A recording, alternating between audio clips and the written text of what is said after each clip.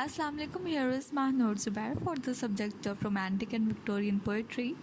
As you all know that we are discussing William Blake's poems. So the poem we are going to discuss today is The Lamb. So let's start. The Lamb is a poem by William Blake and it was first published in Songs of Innocence in 1789. The Lamb is one of the simplest poems of Blake. The symbolic meaning of it is almost clearly stated in the poem The Lamb, which is probably the most important among the poem of Innocence. Here the symbols of child, lamb and Christ are assimilated each other. The poem begins with a childlike directness and natural world that show none of the signs of grown-ups. ये poem जो है black की लिखी जाने वाली सबसे ज़्यादा simplest poems में से एक है। बहुत सिंपल वर्डिंग इसमें यूज़ की गई है और साथ ही साथ ये पोएम जो है सिंबॉलिकली मीनिंग्स रखती है और लैम्ब को किस तरह से डिफ़ाइन किया गया है। एक शायर जो है लैम्ब को, एक भेड़ के बच्चे को क्या समझता है, उसे लेकर के उसकी क्या फीलिंग्स आती हैं, वो सब इसमें बयान करता है। इस पोएम के अंदर चाइल्ड को, लैम्ब को क्राइस्ट के साथ मिलाया गया है। सिमिलैरिटी शो की गई है कि ये दोनों जो मासूम चीज़ें हैं, क्रिएचर्स हैं, खुदा की ही एक ढाल है, झलक है। और ये पोएम शुरू भी यहीं से होती है, एक चाइल्ड लाइक डायरेक्टनेस। शायर जो है एक बचगाना तरीके से इस दुनिया को, इस नेचुरल वर्ल्ड को देखता है और ऐसा लगता है कि बच्चा बहुत छोटा सा है और छोटे होते हुए ही वो इस तरह के सवालात जो है वो करता है। The poet addresses Lamb itself. Lamb is pure, innocent and it is associated with Christ. इस पोएम के अंदर पोएट जो है खुद भेड़ के बच्चे को डिफ़ाइन करेगा, खुद बताएगा कि वो किस तरह की है। तो वो कहता है कि लैम्ब इज़ प्योर इनोसेंट। वो कहता है कि भेड़ का बच्चा जो है वो एक खालिस चीज़ है, बहुत मासूम सी चीज़ है और इसे वो किसके साथ एसोसिएट करता है, क्राइस्ट के साथ एसोसिएट कर रहा है, फादर के साथ एसोसिएट कर रहा है। Being a visionary, Blake invites the reader to world free from reasoning. और यहाँ पर मतलब विजनरी एक पावरफुल साइट रखने वाला जो बंदा है विलियम ब्लेक, वो रीडर को कह रहा है कि रीजनिंग से हट कर कर कभी दुनिया को देखें। He describes the lamb as he sees it. और यहाँ पर इस पोएम के अंदर जिस तरह से उसने भेड़ के बच्चे को देखा, जो फील किया उसे देखकर वो वैसे ही बता देगा। The lamb has been blessed with life and capacity to drink from the stream and feed from the meadow. और कहता है कि भेड़ के बच्चे को कितना ब्लेस्ड है कि उसको ये ज़िंदगी दी गई है और वो नदियों से, दरियाओं से पानी पीता है और चरागाहों से खाना खा लेता है या उसको फीड होती है ये चीज़। It has been allotted with bright soft and warm wool which serves as its clothing. और आगे चल कर के भेड़ के बच्चे की और तारीफ़ करते हुए कहता है कि ये इसकी कितनी खूबसूरत सी, नरम सी और गर्म सी इसके ऊपर एक खाल है जो कि कपड़े बनाने के भी हमारे काम आती है। It has a tender voice which फिल्स the valley with Joy. और कहता है कि भेड़ के बच्चे की आवाज़ कितनी खूबसूरत होती है कि पूरी जो वैली है, पूरी जो वादी है, उसको खुशी से वो भर देती है। The child two is an innocent child. और बच्चे की बात करते हुए कहता है, इंसान के बच्चे की बात करते हुए कहता है कि वो भी कितना इनोसेंट होता है। Christ was also a child when he first appeared on this earth as the son of God। और यहाँ पर चूँकि वो क्रिश्चियनिटी से रिलेट करता है तो यहाँ पर वो कहता है कि जब क्राइस्ट भी जब एक छोटे बच्चे थे तभी वो इस दुनिया में आए थे as a son of God, खुदा का बेटा बनकर। The child enjoys the company of the lamb who is analogous to the child. और क्या है कि जो लैम्ब, भेड़ का जो बच्चा है और जो छोटा बच्चा है, वो आपस में उनकी कंपनी जो है वो बहुत अच्छी रहती है। छोटा बच्चा जो है वो भेड़ की साथ खेलता है, उसके साथ रहता है, उसकी कंपनी में रहता है और दोनों की जो करैक्टर की जो सिमिलैरिटीज़ हैं वो एक जैसी हैं। बच्चा भी मासूम है और भेड़ का बच्चा भी मासूम होता है, प्योर होता है। The poem displays the innocence, the Joy and affection. और इस पोएम के अंदर बहुत ज़्यादा मासूमियत को, खुशी को, मोहब्बत को, प्यार को दिखाया गया है. The lyric is counterparts to the tiger, the lamb and the tiger represents the two contrary states of human soul. और इससे पहले हम द टाइगर को डिस्कस कर चुके हैं और उसमें भी हमने देखा था कि द टाइगर जो है in contrast of the lamb के लिखी गई है. बिल्कुल लैम्ब के ऑपोजिट चीज़ जो है वो टाइगर लिखी गई है. और इन दोनों को ही किस तरह से बयान किया गया है कि इंसानी सोल के दो हिस्से हैं ये. द लैम्ब जो है वो रिप्रेजेंट करेगी प्योरनेस को, इनोसेंस को, और जो टाइगर है वो ह्यूमन सोल के उस पार्ट को रिप्रेजेंट करता है जो बहुत हार्श है, जो बहुत एंग्विश और एंगर वाला होगा. The lamb represents innocence and humanity, whereas the tiger represents a fierce force within man. तो वही बात कि लैम्ब जो है वो रिप्रेजेंट करती है मासूमियत को, इंसानियत को, ह्यूमैनिटी को, प्योरनेस को, और टाइगर रिप्रेजेंट करता है एक इंसान के अंदर मौजूद एक शिद्दत वाली फोर्स को, गुस्से को, हार्शनेस को. The child also asks who made the little lamb in a typical child's tone, rhythm and diction. The lamb, he says, has been given the clothing of delight, soft and woolly clothing, and such a tender voice that makes all the values rejoice. Besides, God has given the lamb the feet and told it to go and feed itself by the stream and over the meadow. और यहाँ पर छोटा बच्चा जो है बिल्कुल एक मासूमाना अंदाज में पूछ रहा होता है, एक बच्चे की ही टोन में पूछ रहा होता है कि इस लैम्ब को, इस छोटे से भेड़ के बच्चे को आखिर किसने बनाया है.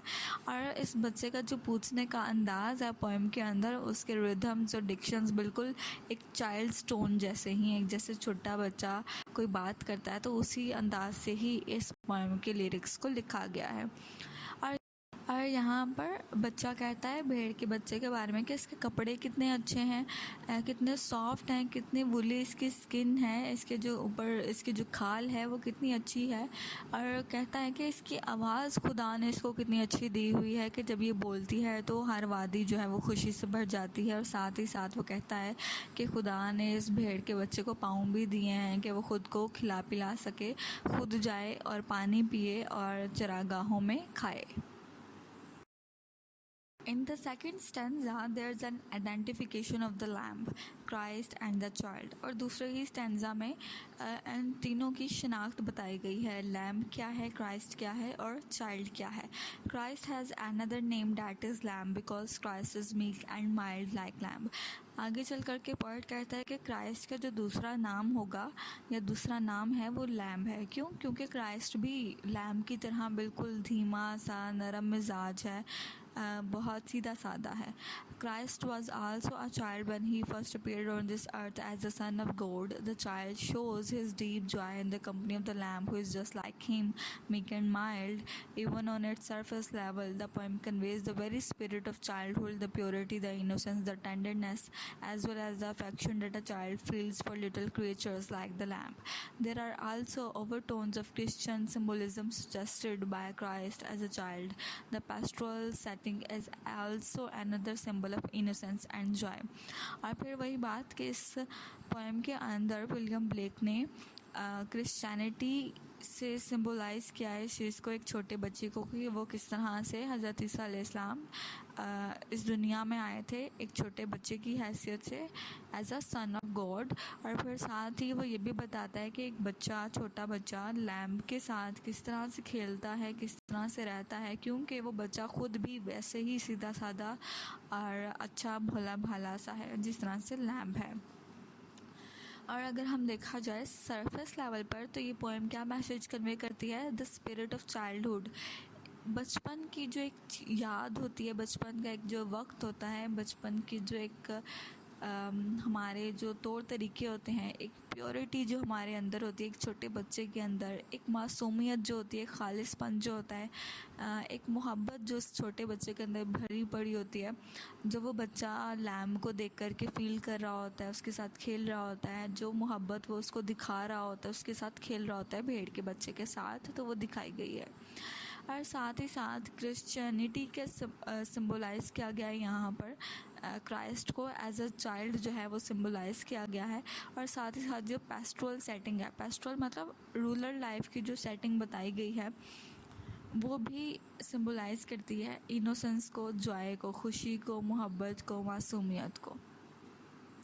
देखिए, पेस्ट्रल सेटिंग हमेशा तभी की जाती है जब आपने कोई बहुत ही पुरसकून, बहुत ही खुशी वाला, बहुत ही रिलैक्सिंग मूड जो है वो अपने रीडर्स को देना हो, बहुत ही नेचर के करीब जाना हो, तो तब जो है पेस्ट्रल सेटिंग पोइट्री के अंदर यूज़ की जाती है। मतलब देहाती इलाकों का सीन्स, इमेजरी, नेचर, इन सब चीज़ों को तभी इस्तेमाल किया जाता है जब आपने प्योरिटी दिखानी हो, इनोसेंस दिखानी हो, जॉय दिखाना हो, रिलीफ दिखाना हो। The lamb has got not ordinary clothes but clothes of delight. This is the first indication of the symbolic meaning in this poem. और यहाँ पर लैम्ब के जो क्लॉथ की बात की गई है, उसकी जो वूल की बात की गई है, वो कोई आम नहीं है। उसको डिलाइट के तौर पर एक वर्ड यूज़ किया गया है सिम्बॉलिकली बताने के लिए कि उसकी जो कपड़े हैं, जो क्लॉथ्स हैं, वो ऑर्डिनरी नहीं हैं, आम नहीं हैं, बहुत ख़ास हैं। The lamb itself is a symbol. Lamb जो है वो ख़ुद में ही एक सिम्बल है। It stands for the innocent state of the soul. और लैम्ब की जो करेक्टराइजेशन है वो किस लिए है? एक रूह की मासूमियत को रिप्रेजेंट करती है। A dweller of the world of innocent and an emblem of purity. खालिसपन को ज़ाहिर करती है, वर्ल्ड ऑफ इनोसेंस को ज़ाहिर करती है, नेचर को ज़ाहिर करती है, नेचुरलनेस नेचर को ज़ाहिर करती है, and spiritual, original and natural being. और लैम्ब क्या क्या चीज़ें सिंबलाइज़ करती है? स्पिरिचुअलिटी को, रूहानियत को, ओरिजिनलिटी, असलियत को, और एक नेचर के करीब जो चीज़ है लैम्ब उसको रिप्रेजेंट करती है। The word woolly also reminds of Christ was being born with a soft woolly hair।